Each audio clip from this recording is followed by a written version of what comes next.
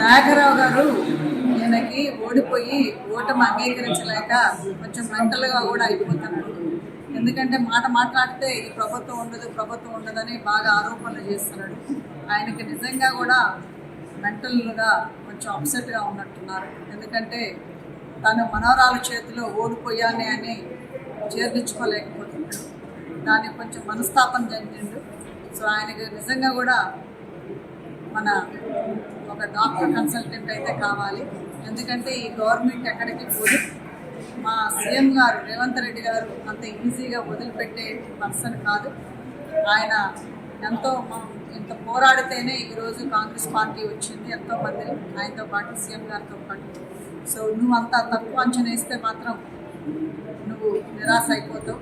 So జాగ్రత్త, మళ్ళీ మనస్తాపం చెంది మళ్ళీ నీకు డాక్టర్ అవసరం అవుతుంది. ఇదే నేను చెప్పదలుచుకున్నా. ఆయన కొత్త ఆరోపణలు